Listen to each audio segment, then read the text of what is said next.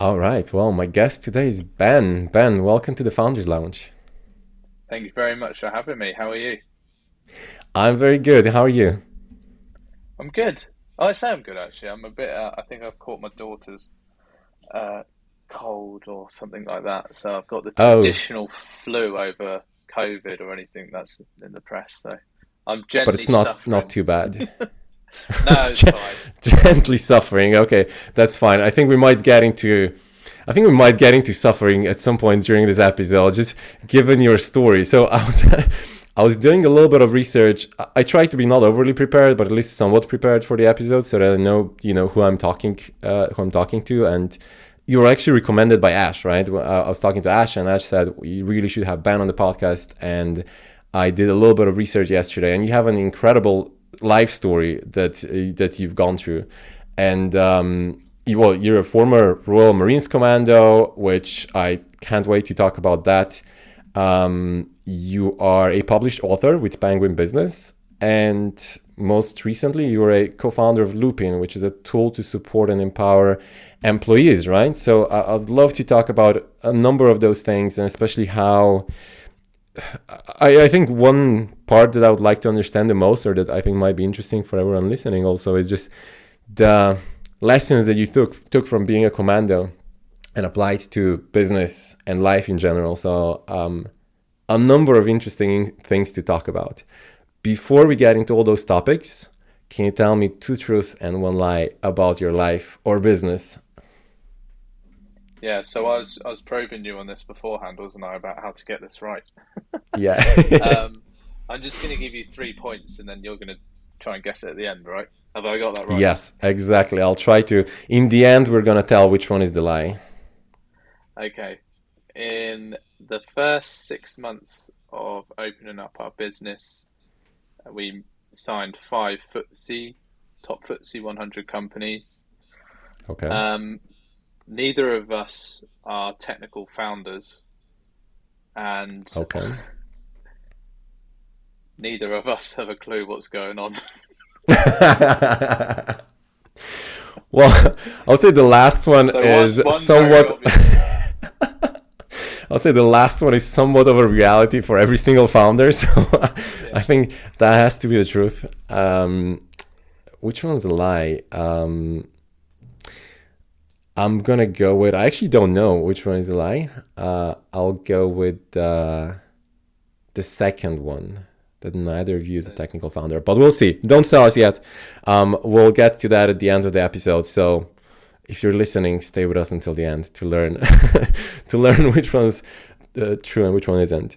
Um, all right, now back to our conversation. So you let's I think let's talk about your career or your experience being a, a Royal Marines Commando, right? mm, There's probably, I think you've been doing that for, was it a decade or so? It's been yeah, quite a while, right? yeah.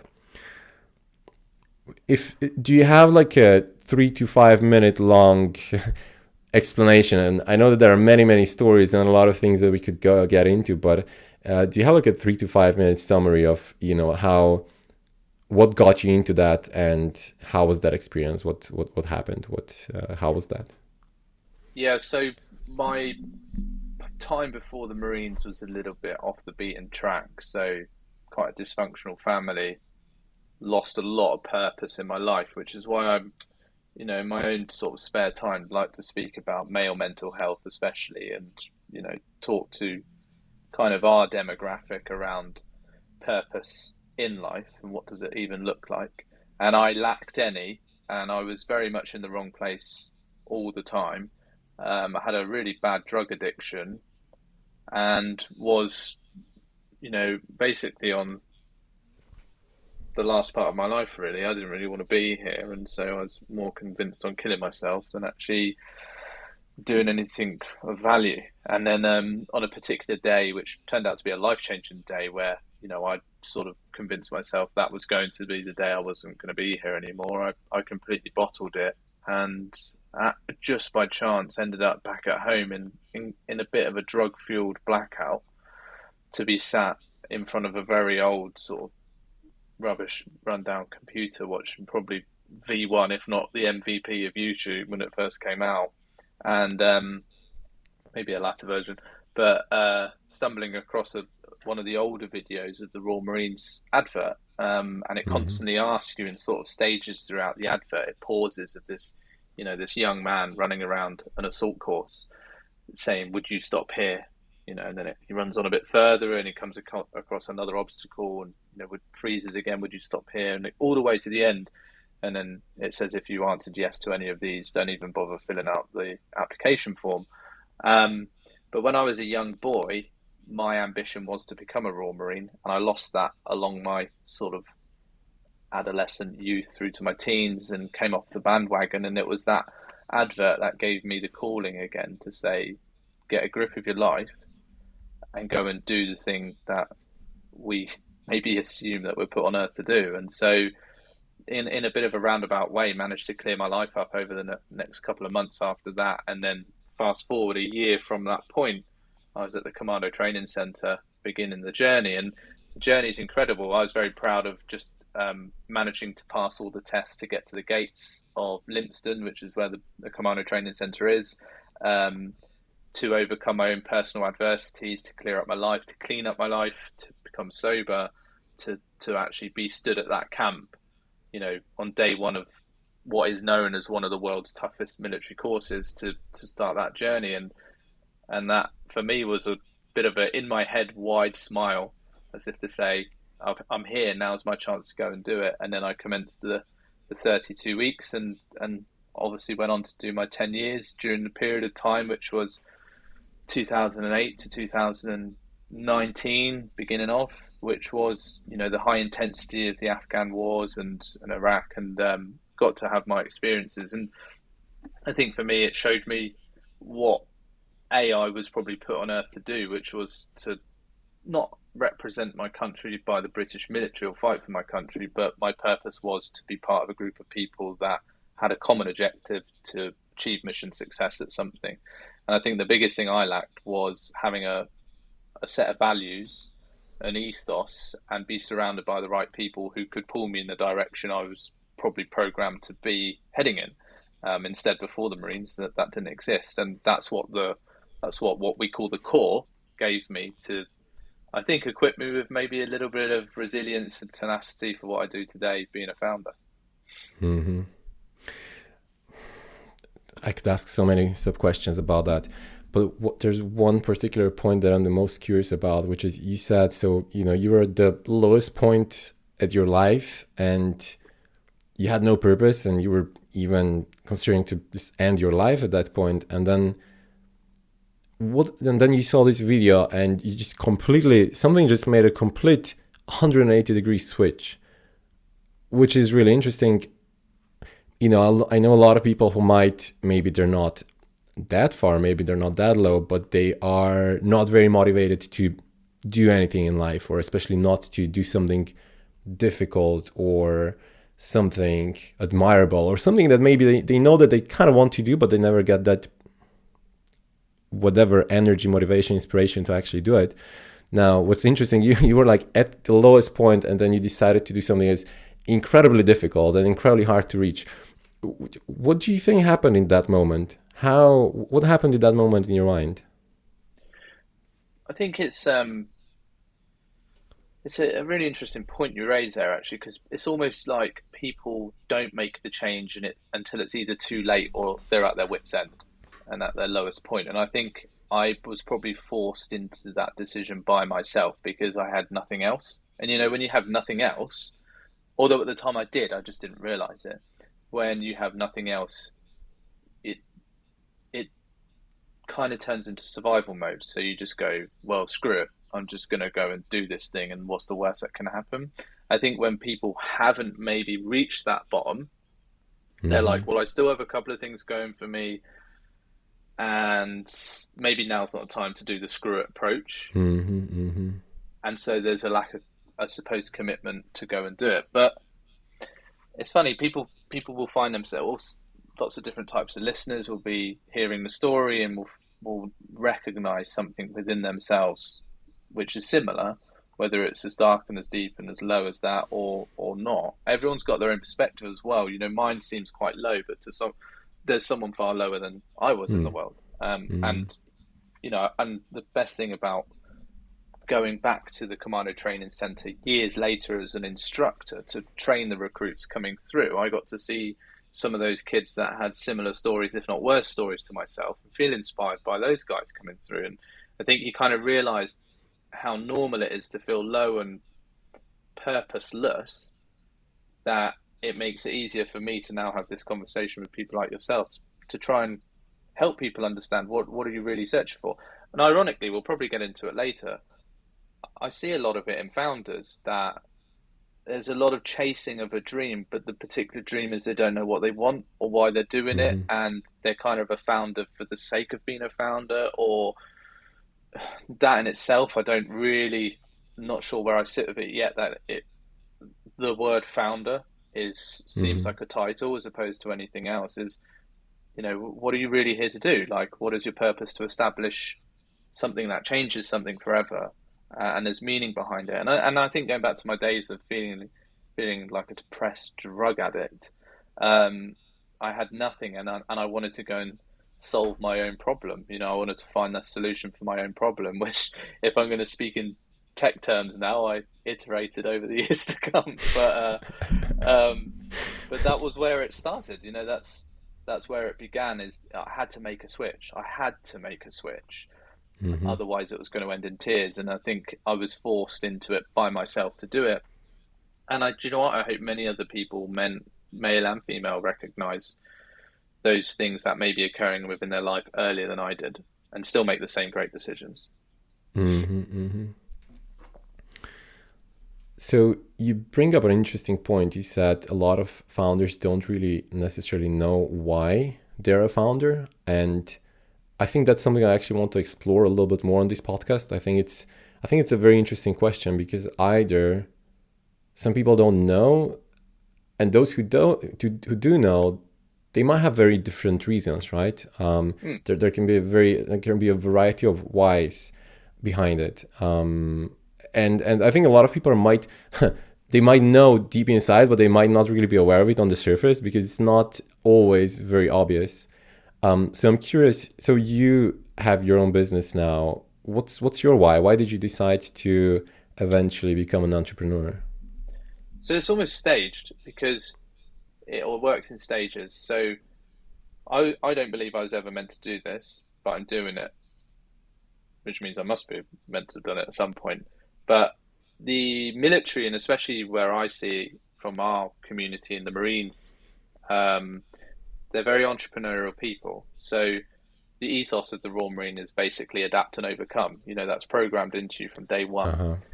You then have a particular set of values that you not only sort of abide by but live by, which is, you know, courage, humility, integrity, excellence, and a few more, which is our spirit. And these words and this ethos kind of ensure that you can try and get yourself out of really difficult, rubbish situations when things are going very wrong, and you know, Mm-hmm. lives are at risk. Um, so you're always trying to find ways out of situations. And then what adapt and overcome also means is no plan survives first contact. So you can do all the planning in the world. The moment the Mm-hmm. bullets come at you, the Mm-hmm. plan's out the window and you need to react.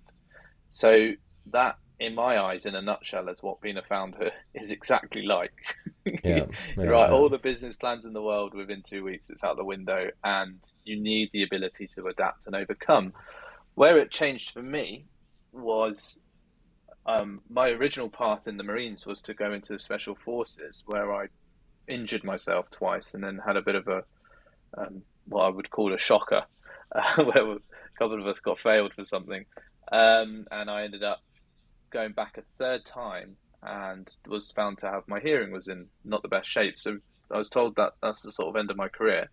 I was working with the recruits at the time, and then the England football team visited the Commando Training Centre, and I had the privilege of being selected to work with the team, and that kind of opened up a new pathway for me, where I thought, well, I'm leaving the military.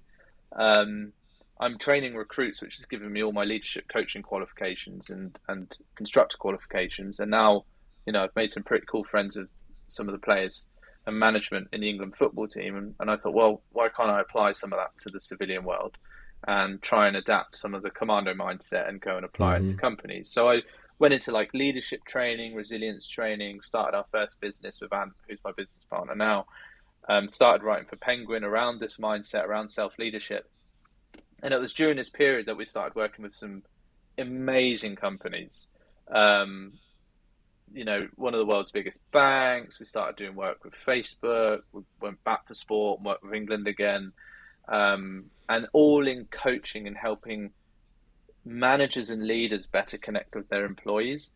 And so we were just building this really nice lifestyle business. That's all it was. There was no tech involved. It was just us going around coaching and doing workshops. And then the pandemic came in, and we were like, oh, well, this sucks, because it was going so well, but no one wanted coaching anymore, or at least not for now. And we kind of sat back and we thought, we could do something bigger here. We either sit Mm-hmm. back and watch, and we have a saying in the Marines: we wear our laurels, we never rest on them. They're part of the cap badge that you wear on your green beret. And so we could have sat back through the pandemic and thought, oh, we'll just count our beans and hopefully we'll get through it, or we do something. And everyone knew that well-being and engagement and leadership was the talk of the town, because the pandemic had kind of ensured that that was brought to the Yeah. top of the list, and it kind of stayed there. And we thought, well, we then noticed the gap that we were seeing a lot of when we were working in the physical space, which was this disconnect between managers and their employees, and why there is quite a lot of resentment around that, and why people don't get on with their managers, but then the manager's ill-equipped and doesn't have the understanding of, to really elevate their leadership so they can be the leaders they deserve to be. And we had immense experience in this field. Mm-hmm. There was a problem there, and then we thought, well, there must be a technical solution to help automate some of that process, which is how we ended up founding Loopin to be where we're at Mm-hmm. today. And Mm-hmm. that's ultimately where it came from. Okay, very cool. So I see. What's the steps in the journey there were. So obviously you had your experience from the Marines and the leadership experience, and then you were providing a service, essentially doing coaching, helping other leaders, and then through that getting the lessons based on which you then built the software company, which is it's really cool because you got the actual experience, hands-on experience, and the problems that you saw in the industry from those big clients that you were then able to go and address with technology. And I want to get back to that, but before that, I want to come back to something else that you mentioned. So you mentioned earlier that being in the Marines, that it was a good preparation. That there are several similarities, right, between doing that and being a founder. And I agree, but I also think so. A few years ago, like 5-6 years ago, I was working with a coach who was also, I think he used to be in the special forces in the US, and that was the first time that I was closely working with somebody with that kind of experience. And it really made me think, because he also sometimes told me some stories from his experience in the military, and all my problems, my job seemed like a joke. I was like, everything I do, I sit in front of my laptop all day. It's like, I'm not going to die. Nobody on my team is going to die. I sleep at night in my bed. I wake up, whenever I want to wake up, when my alarm rings, there's not going to be any explosions around me, etc., etc., etc. Right?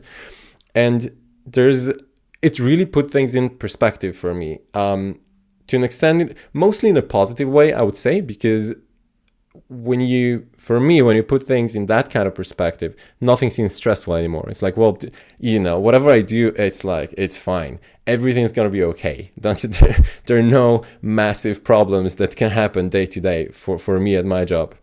But then in another way, it also seems like, well, what I'm doing, is it even important? It's like, I love what I do, and, there's always an impact that you make, but it just feels, in a way, I don't know what's the right word to say. I don't want to say meaningless, but it's very, very different, right? Let's just say it's very, very different. And I'm wondering how you see that. So you've done a little bit of both now, obviously, well, a lot of both, not a little bit of both. You've experienced both of those worlds. Just wondering, what are your thoughts around that? I have this utmost respect for founders because I don't think many of the founders community realize the respect I think that's required for them for for the journey they've decided to take on. And I think there's so many similarities, right? Um, it's interesting because people do say this quite often. It's like, oh, the moment you have a conversation about war zones, it kind of puts it all into perspective. And it's like, yeah, because no one in the business world is trying to kill you, but there's a lot of people out there still willing to stab you in the back, and there's still a lot of people Mm, out there who can cause you horrific amount of stress, and there's a lot of people out there who will want to try and see you off in some way. Um, so it's not necessarily about life and death, and it's more about the the extreme reality of stress. And I think the military is very good at equipping you with resilience, and it's not even the military that equips you with resilience; it's the encounters you have in things such as combat and stuff that then equip your ability to then be more resilient in very difficult moments. And I've mm, had some situations I've been in where you're just waiting for the bullet to hit you. I've been blown up a couple of times, and you kind of come from your concussion and you wonder if you're alive or you're dead. Um, and there's some really extreme things that happen, but they happen in spikes. So this is the way I kind of say it to other founders. And I was actually having a chat with a very, very respected VC the other day about this, and the moment I said to him, sometimes it would be nice to be back in Afghan just for a bit of R&R away from this. He was like, ah, "Whoa, I've I hear that from a lot of people, maybe less about Afghan, but just the break and how hard it is and all that stuff." And he kind of, he made a very good point around, well, have you experienced warfare or some hideous disease or something similar that's really questioned your life or threatened your life? And then he said it was interesting for me to say it, who's experienced both. And mm, the way I sort of put it across to him was, and other people I speak to, is war is like an up and down. So it will happen. It'll be an extreme circumstance. It could last a few hours. It could last a couple of days, and then it'll drop off. And then you'll just be cooking food or cleaning your um, weapon. I'd say relaxing, but your adrenaline levels have come right down. Then it'll kick off again, and then they'll go back up, and you spend 6 to 7 months doing that. What I think we don't realize that founders experience is this constant adrenaline stress rush, which isn't mm, good. It's really bad because you're excreting adrenaline and cortisol around your body, which your body's not meant to be experiencing in a 24/7 way of being. It's there for fight or flight or freeze, and so your body is inclined to be more reactive to it. But if we're going through it the whole time, it's just this constant stress, and you're never switching off, and then the impact on your physical and mental health is quite huge. So I think there's something to be said around, you can compare it to a very difficult warlike situation that those people have gone on to do, like myself. But we also signed the dotted line to go and do that. We agreed to sign up. We agreed that we'd put our life on the line, and we agreed that there is an intense amount of risk to what we're doing. You survive it, hopefully, and then you come back, and then that doesn't become a reason to then go around telling the world how awesome you are and that what you do is rubbish compared to what we do because we've lived in the most extreme circumstances. mm, It's how you actually take some of those lessons and learnings and transition it across, which I think I have the privilege of doing because I've done both now. I'm doing both, and I love talking to founders just to hopefully ensure that they know the real reason as to why they're doing it. Because when it gets hard, which it does get hard within 2 minutes of writing your business plan and going on the venture, um, that in itself will prove to you what you want and why you want it. Because you'll be pushed so hard mm, that those which don't want it will get off quite quickly. And I think founders still going as you have that resilience, and they're not comparable. War and founders life are very different things, but they have very, very similar psychologies. Um, I think it's quite interesting. It's a fun, interesting conversation to have. I want to get back to those, like the what are the differences and what are the lessons. Um, I used to live in Switzerland for 4 years, and one of the Lovely. reasons why I moved out of Switzerland was because life there felt too easy. In Switzerland, everything is perfect. It's like the promised land where, things just work. Everything is super clean. Everything is public transport is great. The medical system is great. Everything's amazing. Standard of life is great. But and this is very hard to explain. Most people don't understand it when I tell this to them. Some people who also live or used to live in Switzerland, they understand it, but I felt like I was being too spoiled. I felt like life was a little bit too easy. I said, if I'm going to live in Switzerland for too long, I just won't be able to live anywhere else, because nowhere else is going to be good enough or nice enough or easy enough. So I moved to London. London is a slightly more rough. Still, I mean, an incredible city. I love London in all possible ways, but it's not as easy, or it's not as nice as Switzerland, and I like that. There's this phrase that goes something like, uh, um, "Easy times create soft men create hard times create strong men create easy times," or something like that, or something along those lines, right? Have you heard of it? Do you think there's some truth to Yeah, that? I like the. I don't even think it was said by anyone. I think I sort of stumbled across a sentence. Um, but hardy sailors weren't made in calm seas, and I think Yeah. it's you have to the inoculation of pressure and stress is a good thing. We call it shared hardship. I think that's the difficult thing for founders is you can't really, with too many people, share the hardship apart from the community, and even everyone in the community has slightly different things because they're working on slightly different problems. Like your market's harder than my market, and B2C is harder than B2B, and all these things. So everyone's got their own kind of different, almost like loneliness. Everyone's siloed within the same community. It's really interesting. But going back to that point around being around tough and difficult things, I think is a good thing to be encountering. Um, it's not the go to war or well, I need to be around some horrific disease or something, and I need to have life threatening conditions to show me what the meaning of life is to then go back and apply it. Resilience is built, and that ability to do these types of pushing yourself is built on the outside of your comfort zone. So, and they can be done in the most minimal tasks. So, you moving from Switzerland to come to London is deemed as moving from your comfort zone, facing a bit of fear, and going into a city you don't really know, which has got a harder nose about it and is a bit of a pushy, shovey place to live. So, you're outside your comfort zone. Then it's down to you to then go and learn and grow through what you're putting yourself into as discomfort. Um, I love I love rephrasing. One of the founders of a clothing company, which started by some special forces guys, called Through Dark. Great bunch, great guys, which went on to are doing some awesome things. And they say get comfortable being uncomfortable, and I love that. Like, it doesn't mean you need to be constantly uncomfortable. I love comfort. I love a bag of crisps and maybe a couple of beers on a Friday night, sat at home in my pants. Gone are the days of clubbing. I've got two kids and I'm a founder. I'm quite happy with my Friday evening to myself. Um, but there's comfort, but there's other places to be uncomfortable, to really push yourself. What are you doing physically? What are you doing mentally? How can you learn from it? What do you get from it in order to better you moving forward? And you would have got that from yourself. And I think there are a lot of people quite happy to sit in comfort. I say happy to sit in comfort.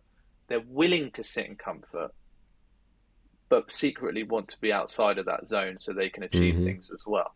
And like you look at founders, they are definitely people who have, ditched the comfort to go for uncomfortable, complete uncertainty in against what often is these shitty statistics we all have to live with around, 95% of you are going to fail and nothing works, and there's only the one unicorn which will swan out the rainbow.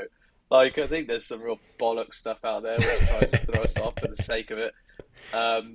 You can outwit those statistics, you can beat those statistics, and you can fulfill the dream by sticking with it and having the resilience to adapt, change, overcome, change the business model, change the product, change the business, fuck the business off, do another business. The whole point of you is becoming successful as a founder. Um, and obviously the problem you're obviously hopefully devoted in changing.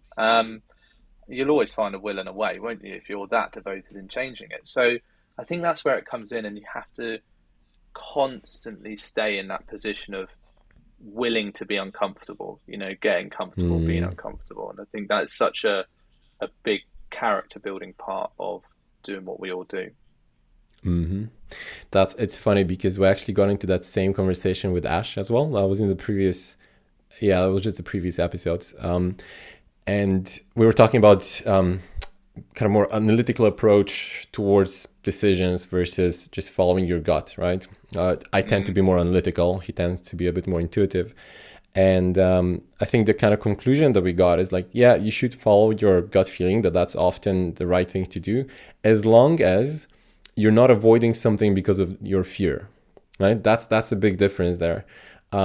If your gut is telling you don't do it, you need to be careful that it's not don't do it because I'm scared or because I feel awkward. If you feel awkward about something, what made a big difference for me personally in my life was when I kind of reframed that if I feel awkward about something, I should do it. That's the thing that I definitely should do. And I sometimes do something awkward, even if I don't really need to do it, even if it's a little bit unnecessary, just to kind of train my mind to do the awkward or the difficult things, to train myself to actually go in that direction.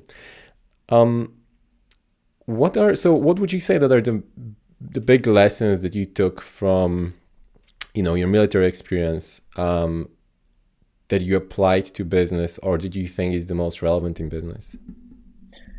Um, well, the first one sort of aligns to what you finished on just then, which is I remember almost exactly the same as what you said, but a corporal of mine in training who no one really likes their corporal in training, but secretly you love them as well.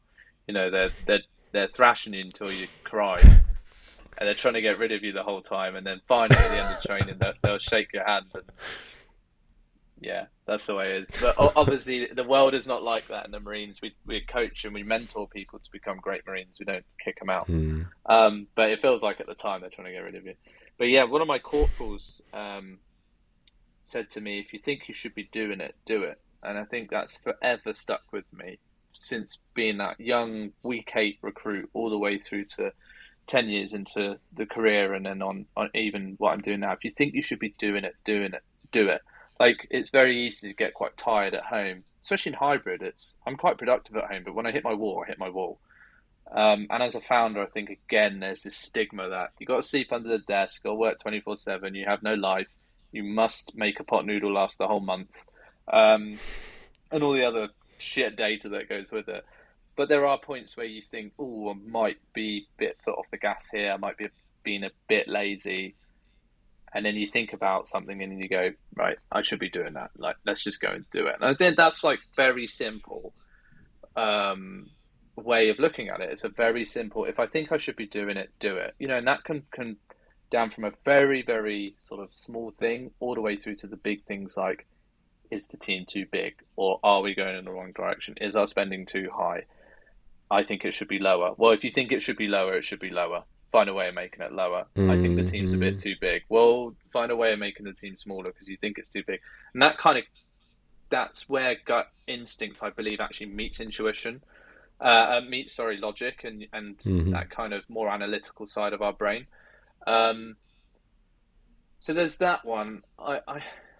There's so much from my military career that I think I bring across just like randomly, and I don't even speak about it. Random things like getting up early in the morning through to Hmm. the ability to stay resilient. I also think one of our biggest values in the Marines is humility, and humility to us as Marines meant respect the rights, decisions, and thinking of other people. And there's something quite funny about this because the Royal Marines still to this day make up over 70% of all UK Special Forces operators. So the SBS, SAS, and SRR, who themselves are the most respected special forces in the world.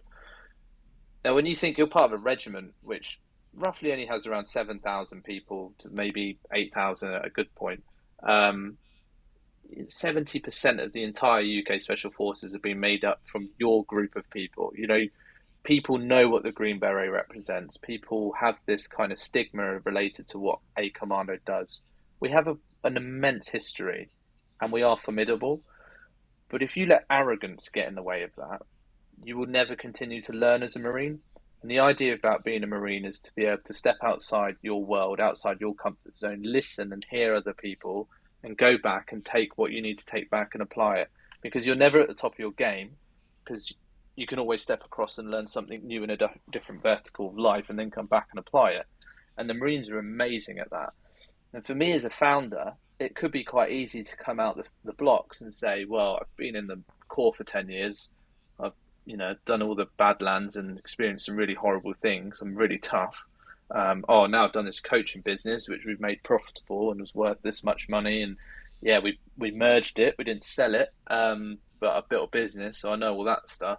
And now I'm going to build a product and you're going to use it. It could be very easy to do it that way. Or you could come across it from the angle of, I know nothing and I need to Mm-hmm. continuously learn something. Mm-hmm. And one of our investors came in, and one of his stipulations was, guys, it's going to get lonely at the top. You need an executive coach to ensure that you're able to transition your military leadership into civilian leadership. And that could have pissed a few people off quite quickly, especially ex-military guys. You're going to be like, I know how to lead. Um, but it didn't. Anthony and I were both like gunning for it. Like, couldn't wait to be like, yeah, show me what we don't know. Show me how to treat my team.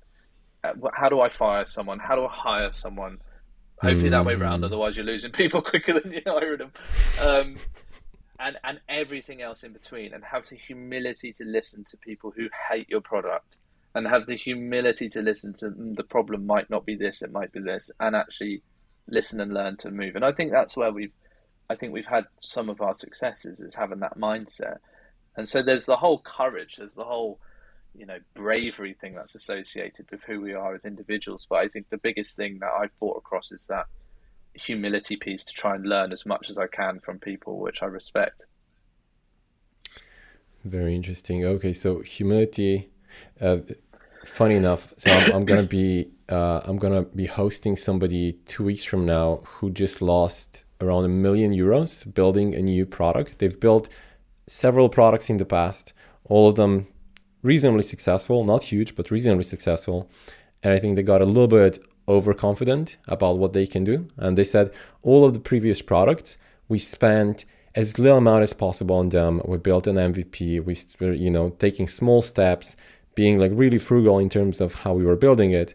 And then this one product, we spent €1 million until we realized that we're never going to make it profitable. And then they had to shut it down. So kind of, you know, uh, the point that you were making, if you don't keep that humility, even after so many successes, even in business, there's still so much to learn, right? And it's still so important to take that beginner's mindset and not think that you're super smart and that you know everything. It's constantly a beginner's mindset, and if you find yourself in a room where you seem to be the one who knows it all, change the room really fucking quickly. Like, Mm-hmm. get in that room where you feel stupid and you're having to learn it all again. Like, that for me is critical to staying on top of what we do, and that might even come down to your team. People are at their limit here. Are they now the right people for the right journey, or this part of the journey? And product, investment, capital, it all comes into it. Humility wise, if I did it all again, I'd do the first part of our journey that we've done, and we're only in our baby steps, first 18 months. Um, I think I do pretty much 100% of it differently, and I'd happily do it differently. Like Mm. no ego in it, nothing. Just like, yeah, definitely not do that again, and I definitely won't do that again. And I think that's maybe what makes founders is that the first one might not work, the second one might not work, but the third one works because if you have that humility, you can make those changes along the way that ultimately helps you create basically not the perfect, but the kind of near to perfect model that you've probably been trying to build over the last few years. So it's definitely key. Hmm. Related to this, so if I understand, I have not read your book, but I think if I understand correctly, it talks about the mindset of the title is Commando Mindset, right? Yeah, yeah. So then I'll just ask a question. What is a Commando Mindset? Commando mindset is a particular way of thinking to achieve mission success. Now, it's very easy to immediately assume without reading the book that it's the mindset of a Royal Marine and how you can apply it to your life. It's actually, although it contains elements of that and some anecdotal experiences, it my view on the Commando mindset is the people that manage to get to the gate to even start the journey. So you have to get yourself by through your own preparation fit enough, healthy enough, and in some ways have a strong enough mindset, or that kind of helps as you go through training. You get helped a little bit of that to be in the position ready to start the toughest military course we have in the UK, and then near to globally. Um, you've had to do all that preparation yourself, and there's a lot of people that get to that gate, which I'm pretty obsessed with the ones which carry on the journey, and the ones that completely give up within a few weeks, months, even a year of training, and they give up. And I like looking at those people which manage to get themselves to the gate. That's what you just manage to get to the start line to begin the journey. Mm-hmm. Because when you get to the start line, the rest of it's kind of paved there for you. You just got to Mm-hmm. take the Mm-hmm. steps to do it. And I look at that as part of the commando mindset that enables people to not think about doing the journey, but begin the journey, start the journey. The Uh-huh. founders are again a fantastic example of that. A commando Yeah. mindset is exactly the same as a founder's mindset.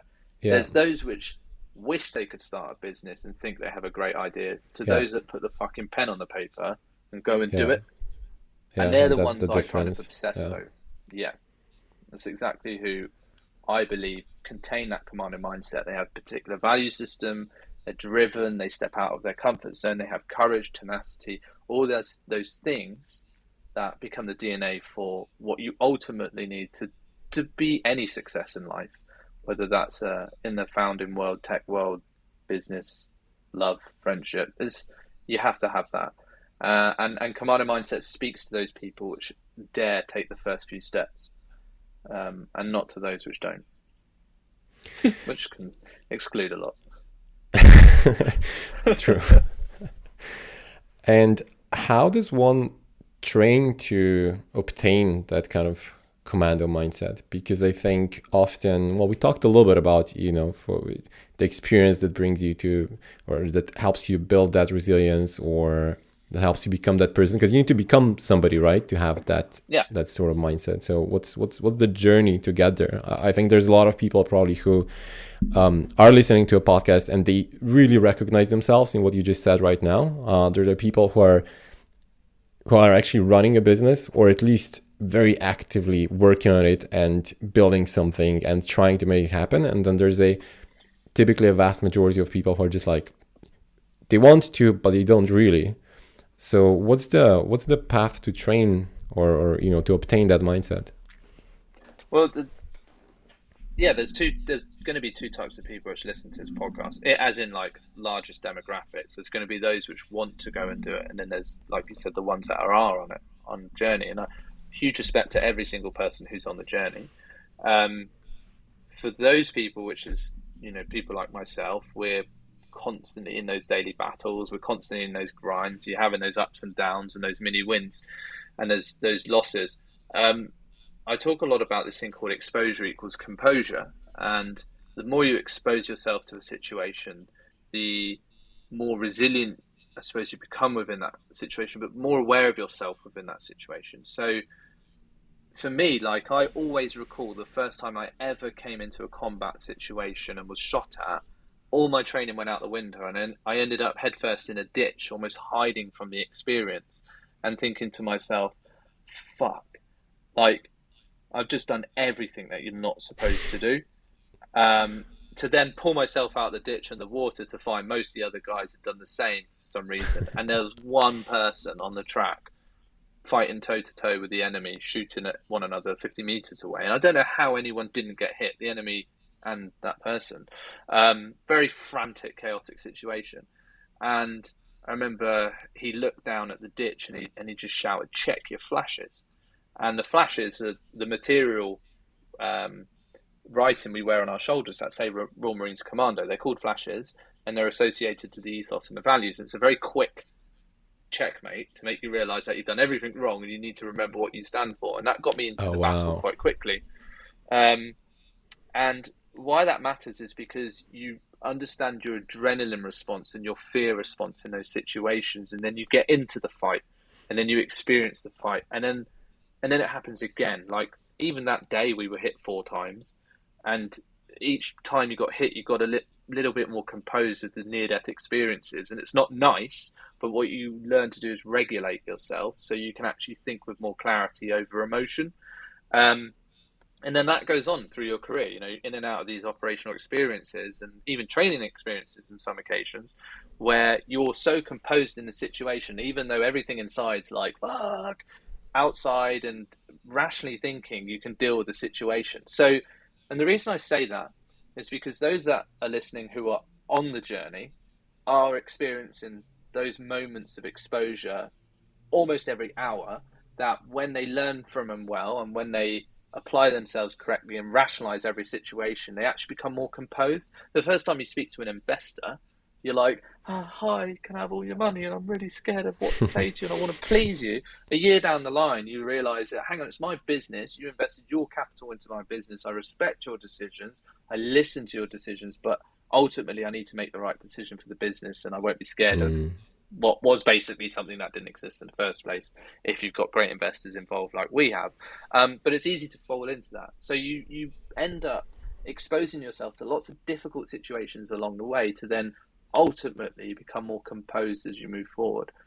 The caveat to that one is there's the other group of people which are listening to this podcast who have a great idea, who think they can go and do it, but they've not yet dared to take the steps forwards. So they're lacking in that exposure. So they're almost in that first battle I was in, where I have no composure to deal with this first moment of stress and difficulty, which is just starting it.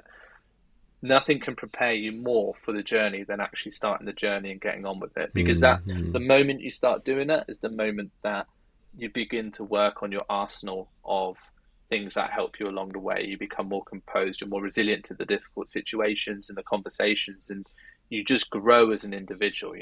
Some of the Mm. greatest founders we all look up to, who we just think the world shines out of their asses, all had their first day where they did not know what the fuck was going on, what they were doing, how to do it, Mm. scared of life, and then just grew over time. And I think that's the biggest thing.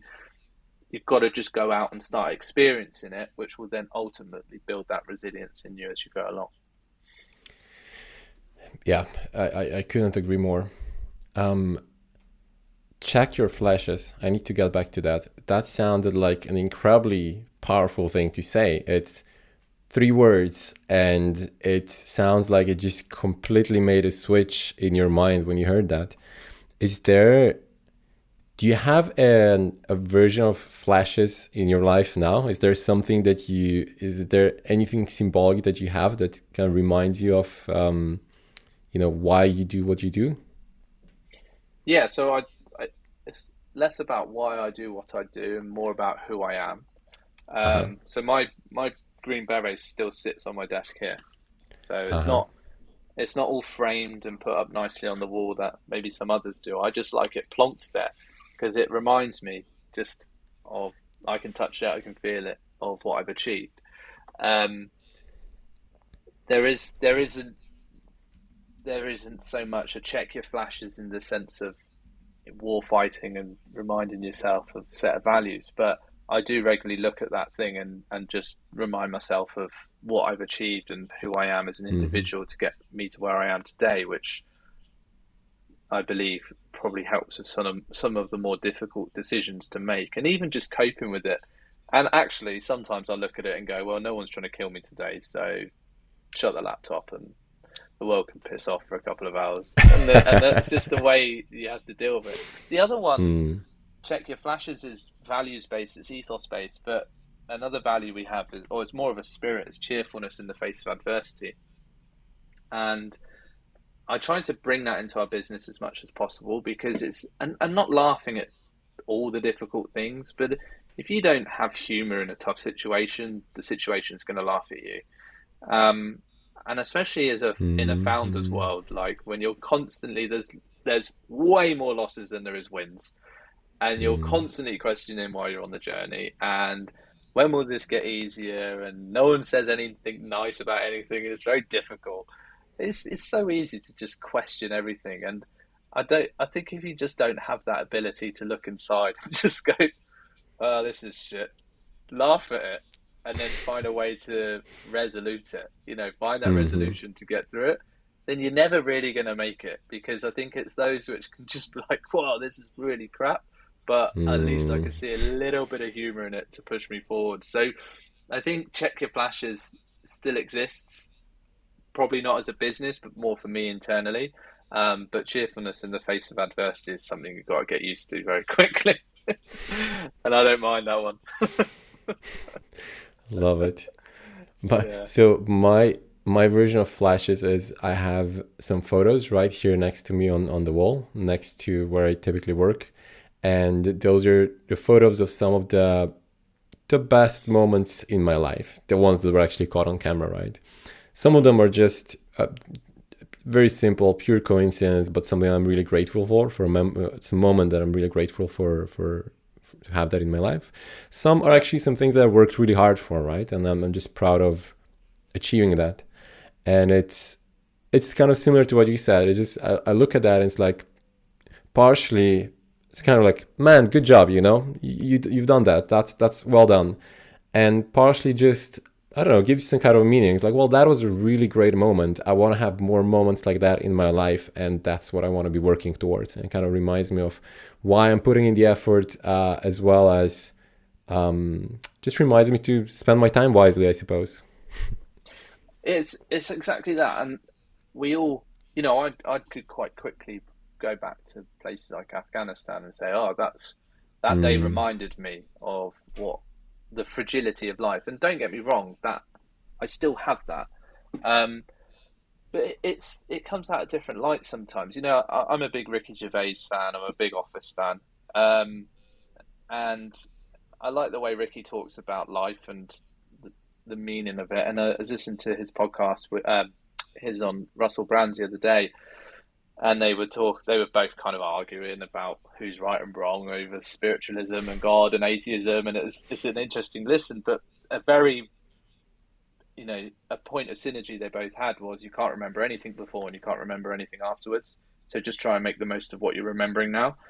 And I say we all, don't want to paint everyone with the same brush, but I'm guilty of it as well. It's very easy to stay on the train of what's next as opposed to sort of mm, consider what's been. And we did this in our early days of our first business. We had some amazing successes. Like we worked with some incredible people, incredible business, and we never once took it in. We just, what was next? mm, What's mm, next to mm. achieve? And that's good because it drives hunger, but you never reward yourself, and it kind of, you get that gold medal syndrome where, oh, you've won the race now. You hear it from founders all the time who have made it. Like I sold my company and then I Yeah, was just fucking depressed. Um, yeah. and I try to pinch myself of that all the time because I know I will be successful. It's just in how I will be successful. But what I don't want to do is reach that success and then just go, well, this is shit. It's all about the journey, and that's why you have to have the cheerfulness in the face of adversity sometimes. That's why you do need to check your flashes with those images of the things that you've been through before and the things that make you proud of who you are and why you're on the journey as a person as opposed to the problem. And just check yourself like quite often about what you should be proud of and what you can learn from.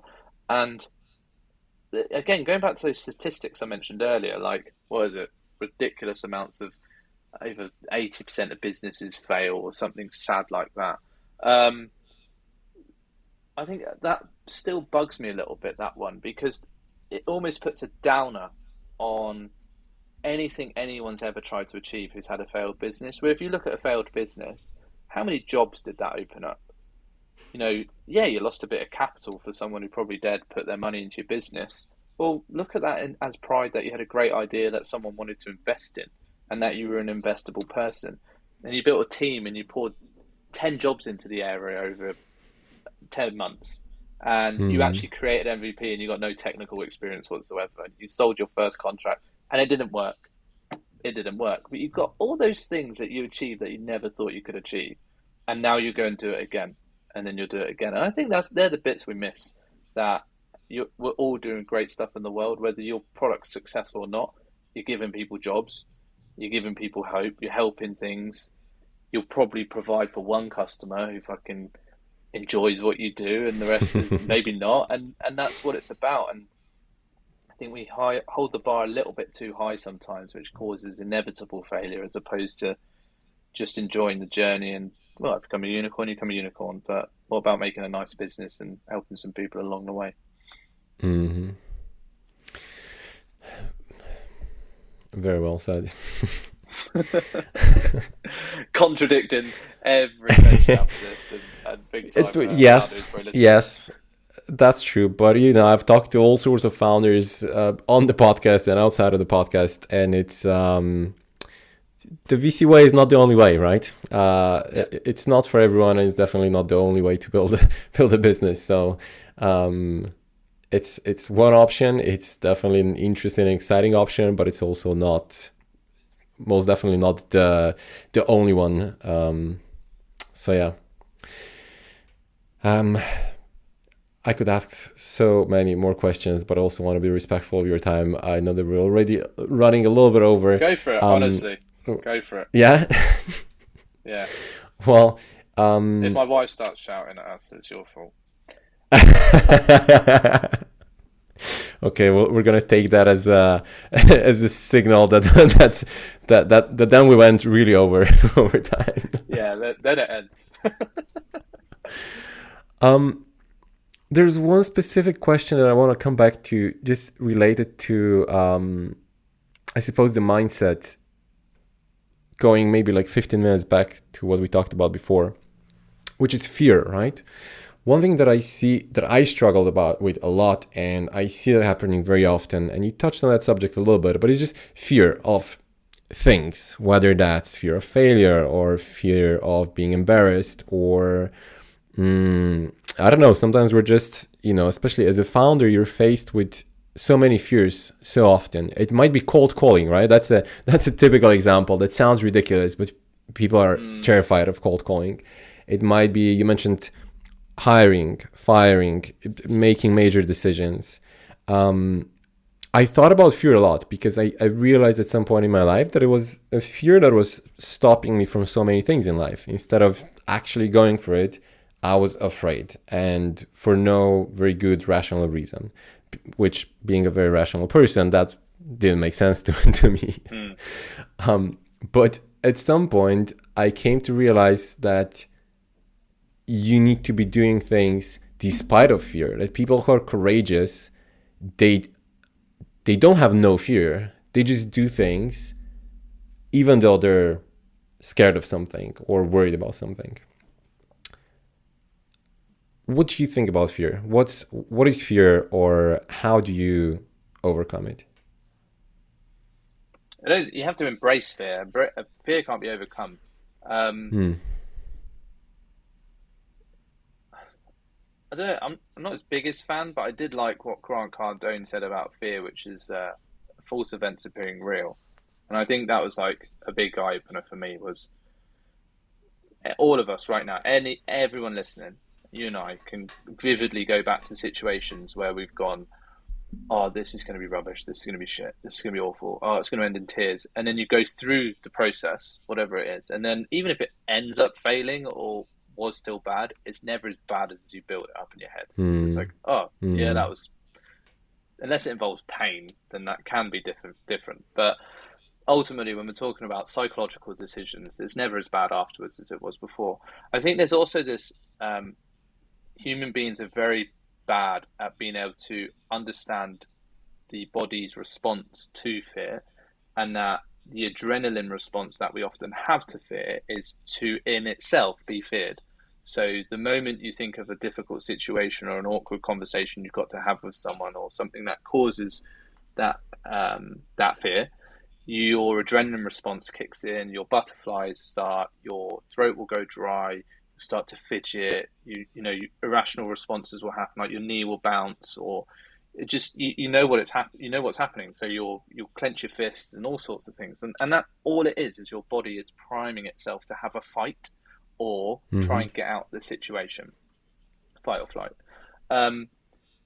And we're very good at listening to that. What we're not very good at listening to is the bit afterwards, which I kind of almost like to coin as the success adrenaline, which is you can build up to a situation. Cold calling is a great example. Like, no one likes doing it.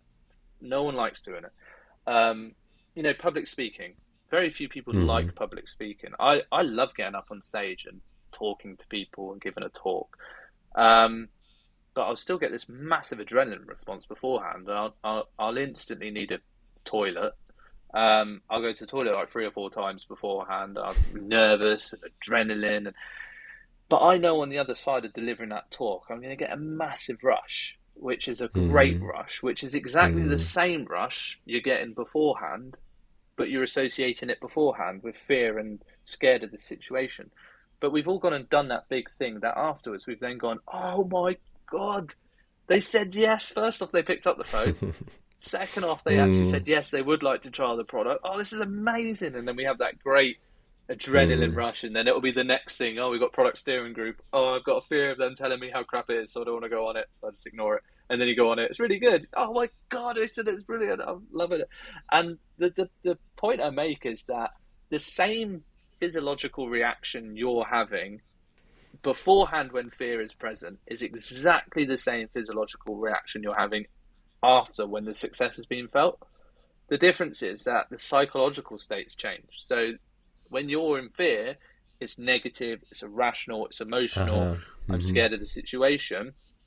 When you succeed or you pass that situation and you have that excited adrenaline rush, it's then positive. It's like, I knew I could do it. I knew it was a good product. I love it. It's that self-validation and all these things. But so many people get stuck on that first bit, and they get stuck there and they listen to it again and again and again repeatedly, and then they'll go, I'm just going to go and sit in my comfort zone. It's easier to be there because I don't have to put up with this bullshit that's in my head and my body. But the learners, the growers, the thrivers, the successful people in life are the ones, again, discomfort, getting comfortable, being uncomfortable, constantly embracing that fear, constantly moving out that comfort zone to achieve things. I don't like fear personally, but you just learn to deal with it. You learn to cope with it. And again, going back to what I said earlier about exposure equals composure, the more you expose yourself to your fears and those difficulties, the more composed you'll be in dealing with those situations when you move forward. But you got to jump. You have to leap, otherwise you'll never learn. Yeah, so a big part of it is recognizing and being aware that it always gets a little bit easier. Every time when you're exposed to that fear, you push your boundaries a little bit, and the next time it's going to be a little bit easier. And it's just exposing yourself to that helps you grow, and it's going to make it better and easier in the future. I wouldn't say the situation would get easier or your reaction gets easier, but your coping gets easier. And your ability to cope with the situation gets a little bit more bearable. I think bearable is a better word than easier. Bearable, that's a better word, yeah. Yeah. That's right. Get bearable. That's right. Can you talk a little bit more about your business? We mentioned it before, very briefly. Can you tell a little bit more about what it is? You already talked about this story, how you got to it, like what's how you got the idea and how what is the problem that it's solving? But just can you talk a little bit more about what it actually is, what it does? Yeah, so typical SaaS product, and we currently use Slack as an integration, and we're moving to. We're not moving, but doing Teams and the other ones later in the year and next year. The idea being is that we're integrated into where people currently work, and we want to understand how they are. So typical sentiment analysis. But the problem with sentiment analysis, there's lots of platforms that do it. What do you even do with that data, and how do you make that data useful? Mm-hmm. Asking someone how they are in the morning is great, but then what do you do when you've asked them how they are? And what if they tell you something's wrong? That then has to become an action point. So that's a Mm-hmm. physical world thing. Now we're in the hybrid world and remote world. We do need a more sort of technical solution to it, and so we basically ask employees on a daily basis how they are really quickly, Mm-hmm. like just three boxes ticked and they're done. But we aggregate that data and we analyze that data to be able to make actionable insights, basically automate actionable insights to come back to the manager so they actually get tips and almost Uh, automated coaching on what to do. So mm-hmm. I personally believe the world's full of too many managers and lacks leaders, but we live in a world where you need to be a manager and a leader. Um, and so we can be very process driven, objective driven, but what about the visionary, the authentic, emotionally intelligent person? We actually need more of them now in the world than anything else because that's where our well-being within a team sits. That's where our retention sits within teams, and that's ultimately where the culture grows. So we created a piece of software that enables managers to understand their people on a more granular level, and actually gives them the actions to help go and implement. So Mm-hmm. that's from people not even using the product. Hey, this person's not even checking in at the moment. Why don't you have a catch up with them soon and talk about these points? All the way through to, someone might be feeling low, they might be feeling burnt out. What do you do in that situation? How do you cope with that employee? All the way through to like great things like this person's doing amazing things at the moment. Send them some kudos. And we're helping managers elevate their leadership so they're pigeonholed less as managers, which I don't think is a very good term for them, and giving them the time and the resources to make them really impactful leaders within their teams. And if we can do that at a junior micro level, but across a Mm-hmm. business, we can have a macro effect. And that's what we've Mm-hmm. built. Oh, and you've been doing that for now, what is it, about a year, 2 years? It started Yeah, when the pandemic 18 started, months. right? Kind of. Yeah, the sort of first 6 months, we didn't really do anything though. We just threw things at the wall and played table football. Because apparently, if you watch the Social Network and play table football, you will build the next unicorn. Um, and then yeah, so 6 months in, we were like, we should probably start building a product soon. If And we didn't is have that any one of investment those? by that.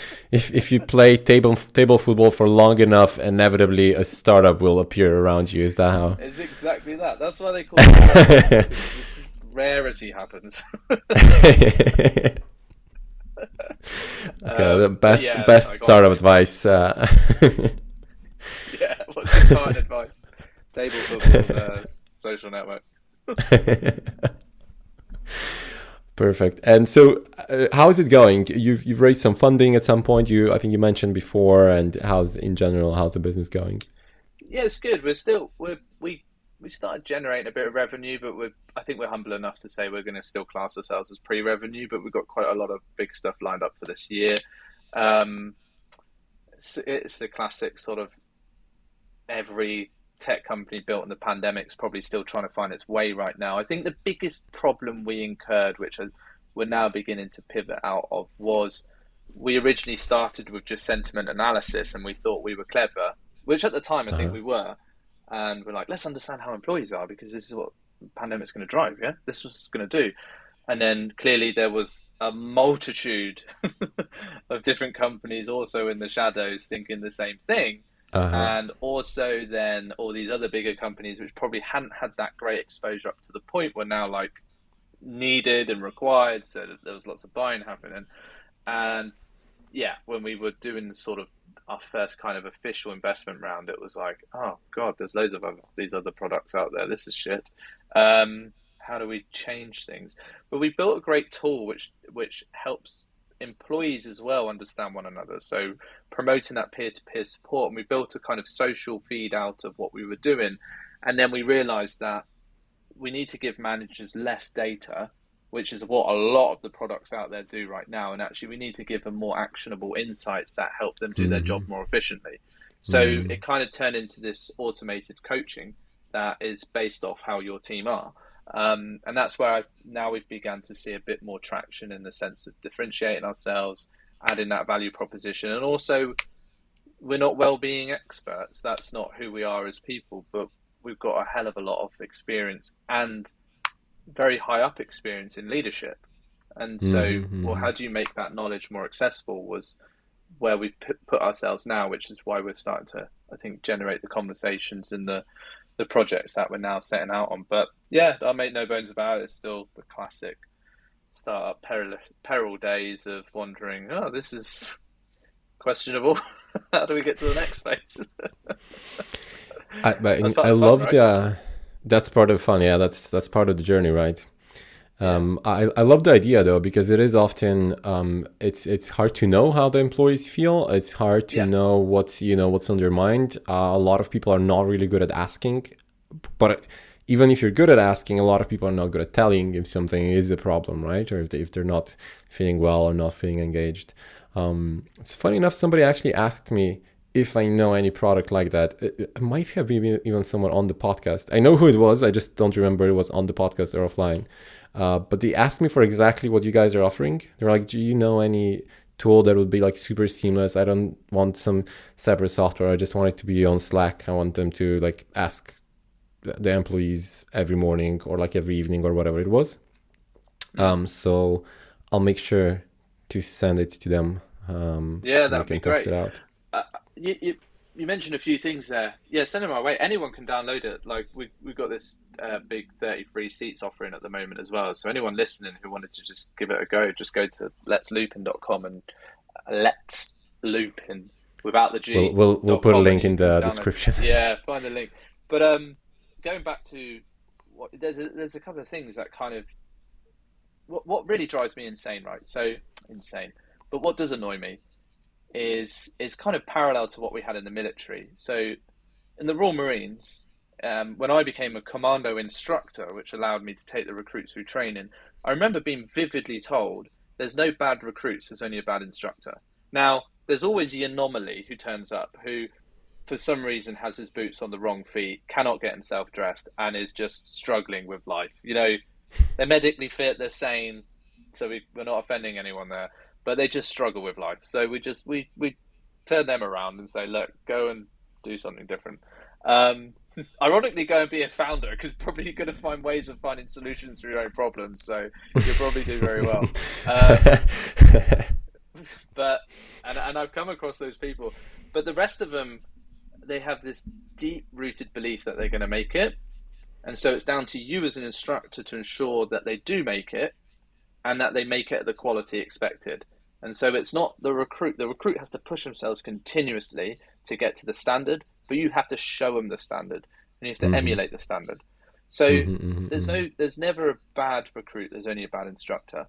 And so, and that comes down to the blame game. If you've got a shit troop and everyone's like, oh, the troop are really rubbish, it's like, nah, come on, guys. You know, it's down to the instructors, which is Hmm. gladly a rarity. The reason I say that is you can go to many, and I've done this myself. You go to lots of workshops, do some online conferences, and go, "Hey, put your hand up if you've ever had a bad manager." Everyone puts their hands up. Like everyone, like, Hmm. "Yeah, oh god," Hmm. they can remember the face, they can remember the name. Imagine putting that data together and going, "Who here's had a bad manager?" Everyone puts their hand up. Are you telling me that every single person has encountered a terrible manager? That's either saying something that we got something deeply wrong with how we have employees and how we train employees to become managers, or there's something really, really missing, which is it's not the people, it's the people who are most likely ill equipped, time poor, and under immense pressure that they can't efficiently do their job properly. So, what do we do to develop leaders? And I know this, and this is why we build from experience, is we used to run these workshops. So we secured an amazing contract 2 years ago, which was six figures to train a couple of thousand people in low level leadership. And the Hmm. idea being was to connect them better with their employees. So thousands of these people got pushed through our program, which was one workshop. 3 months later, it was a drop in surgery workshop. 6 months later, it was a round off workshop. So over 3 months, over 6 months, half a year, you've had three touch points with these people delivering this message of leadership that you hope that they then take back to the workplace and they deliver well, and then they be these great leaders out of the blue. Now, we then got the data back, which said, "Hey guys, you two as deliverers, instructors, you've come in like the top 10 percentile of the company of the global suppliers list." We were like, "Wow, that's amazing!" And this is a very big company. We're like, "We're the best in Mm-hmm. the world. High five, no humility." Um, and they were like, "Sad news is engagements dropped by another 10%." And we were like, "Okay, so is that us or is that you?"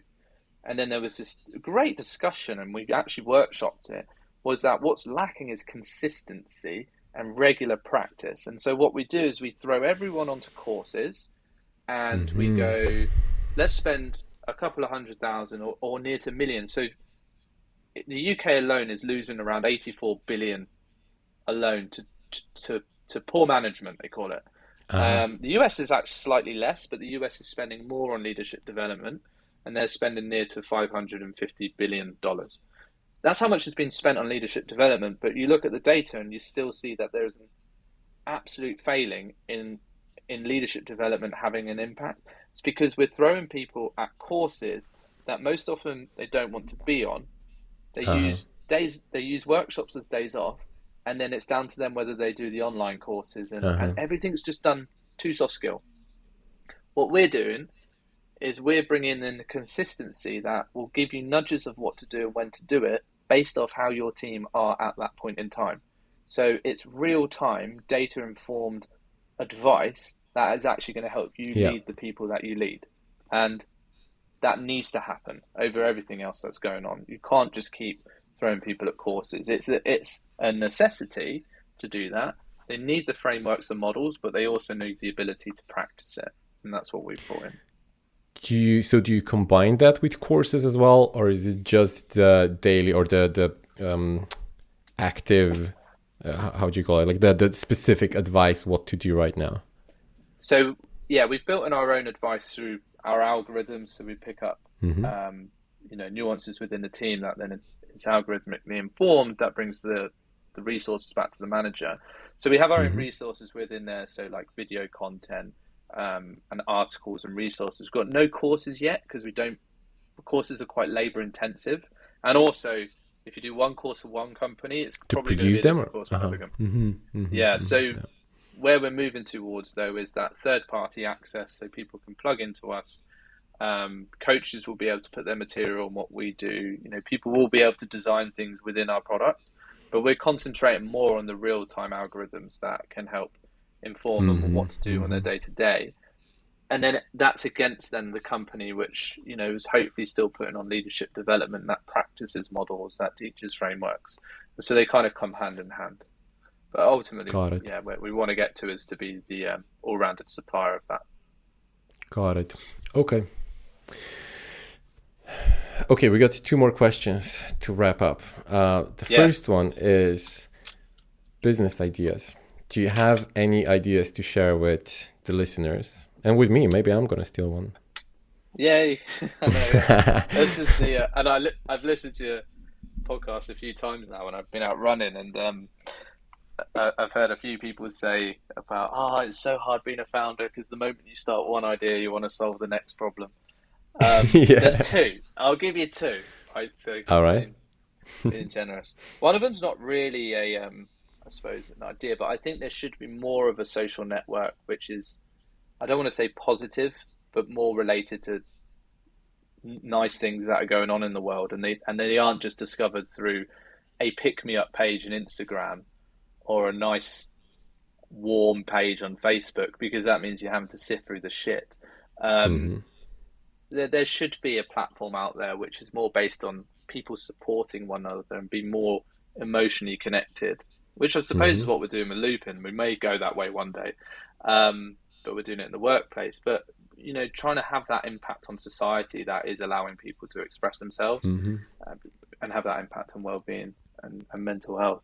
The irony being is, well, it's not irony, but the second idea is nowhere near that. I think I, I watched my I have a wife. comment on the first one Go on, then. before we go to the second one. I saw recently a tweet from Paul Graham. So Paul Graham is the founder of Y Combinator, which is the most Yeah, respected, if anyone doesn't know, the most respected startup accelerator in the world. They created billions and billions and billions, or probably I should say hundreds of billions in value in the startups that that went through their programs. And the reason why I'm saying that is he knows a thing or two about startups, I guess. And one thing that he said is, his tweet was something along the lines of, what can we do to make Twitter more positive? Because there's a lot of hate on Twitter, and there's a lot of, it kind of thrives on negative emotions, because if you say something controversial, if you say something negative, that gets more attention, that, you know, triggers the algorithm, it goes viral, and it's kind of by design. It just works well if you're being more negative than positive, I suppose. And he was like, yeah, if somebody can figure out how we can either change Twitter or build a platform like Twitter, but that's going in a more positive direction, that is probably a ginormous idea. If you can build that, if you can figure that out, while still obviously keeping the engagement high and keeping, you know, people coming back, and that's obviously important for the business to be a successful and sustainable business. But yeah, very interesting. There are other really smart people around who are pondering that idea as well. Yeah, I think it is a must. You know, that's something that we're trying to achieve with Loopin within companies. It's like, how can you normalize the behavior of being yourself? And we spend Uh-huh. 70 to 80% of our time in the week at work. You're not always going to be around people that you like, and you're not always going to get on with your manager. And it's not about that. It's not about creating a family, but where you can be a place where you can go to a place where it is safe to be like, I don't feel great today. Don't fire me for it. Like, Yeah, yeah. then we're creating a better world, and you can have a societal impact through those means. And we have a vision that hopefully there will be a spin-off of Loopin. There'll be something unique to Loopin that you can add your families to and your friends to, and it creates a more Uh-huh. sort of social impact to what we're doing. But we have a long road ahead. Um, but going back to your point as well, though, I think it is hard, and this is probably why a lot of people haven't done it, is to go down the positive, I say positive, more supportive route, where Mm-hmm. people are less like at your throat and more, oh, I can hear. Can you imagine going on Twitter and someone's put something really contradictive and everyone goes, do you know what, I don't get where you're coming from, but I empathize with what you're trying to say. Like, that when would just not whenever be. whenever that happens, somebody usually replies with like a shocking emoji, and they're like, hold on, did I just see two people actually get along online? That's unheard of. Yeah, like that there's the guy who pulls out really shocked faces in game shows. Yeah, Yeah. yeah, he appears quite a lot as well. But that's the trouble, and you said it yourself. You know, is it human behavior, or is it social over the last few years has made us enjoy negative outcomes, so we like to chase it more? And you know, that's why the depth and the herd case has gone so big, is because it's negative and it's gritty and it's grainy. You want to know what's going on, and you want someone to be outed, you want someone to fail in it, Mm, and so on and so on. You know, everything's built around that. So maybe that's why it's not happening. Maybe that's why no one's chasing it just yet. And that's probably why we get, in our early days, you know, you can't make that happen. You can't get people to talk about their emotions.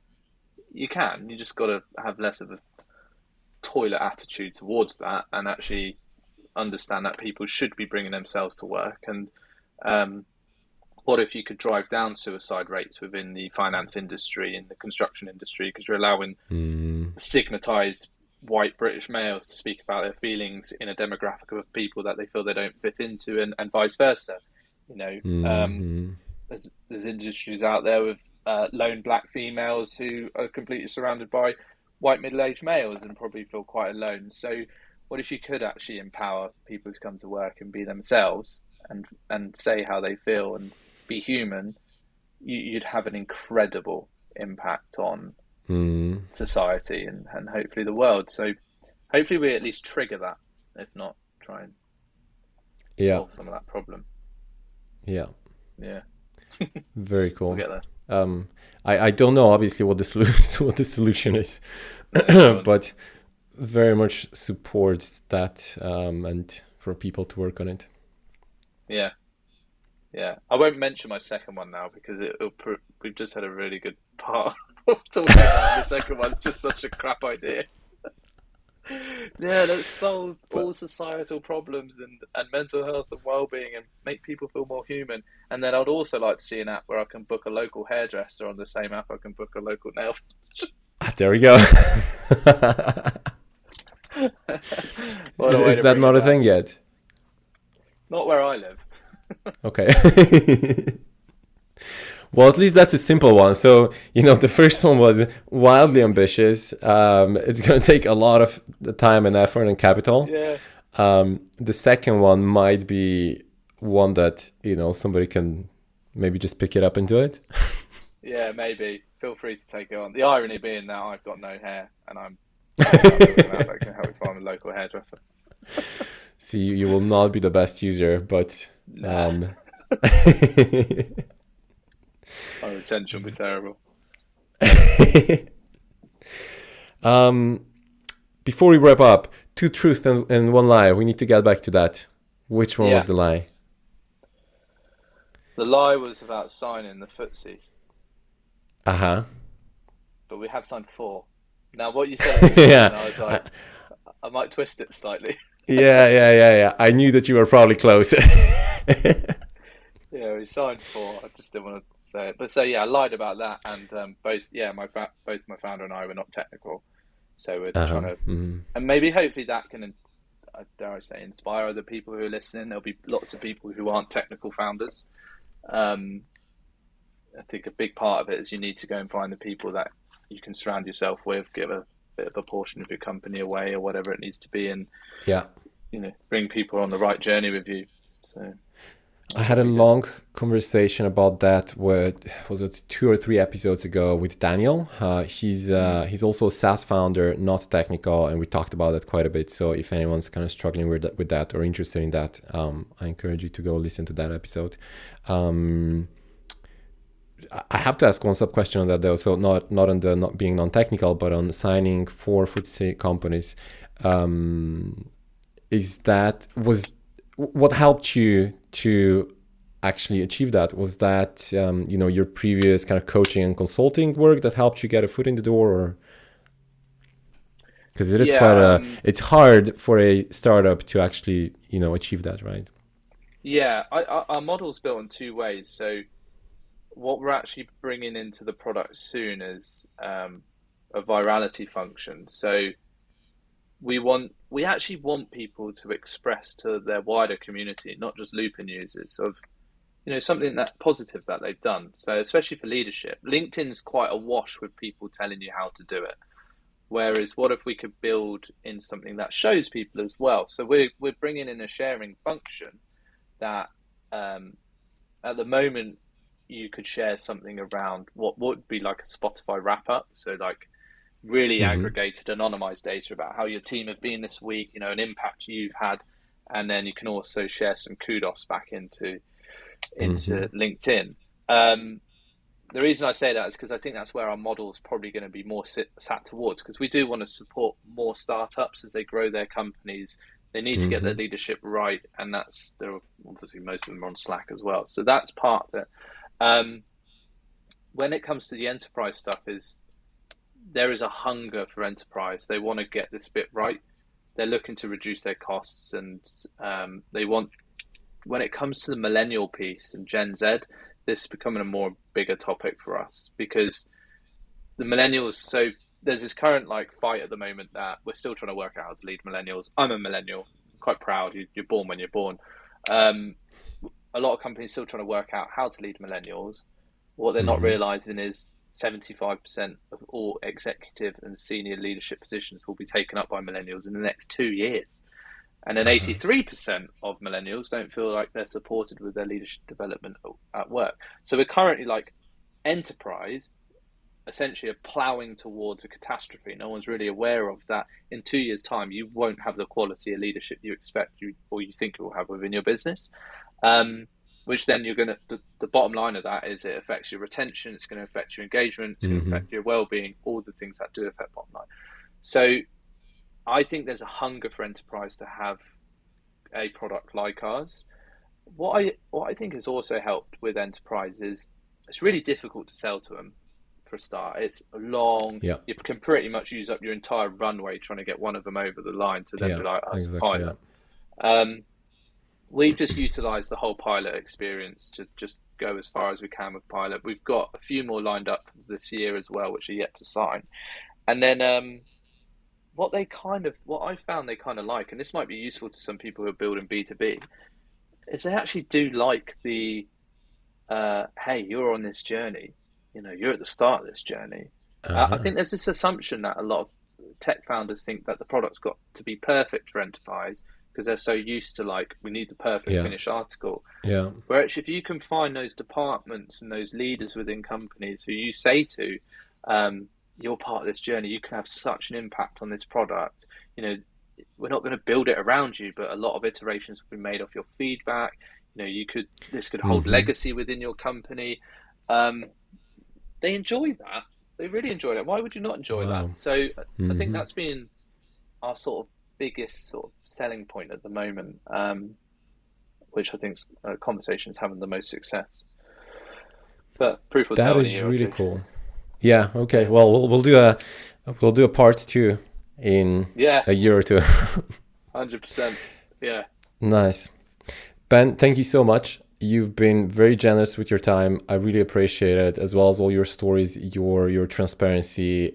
I really enjoyed the conversation. So thanks a lot for likewise. coming on. We're gonna link to all your book, all the things that you do. I'm gonna put all the links in the description of the episode.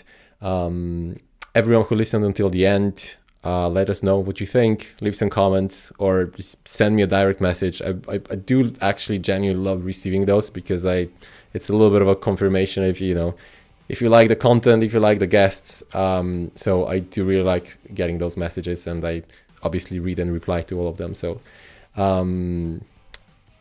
yes, let us know what you feel. And Ben, thanks a lot. It was really a pleasure. Thank you very much for having me on. Take care.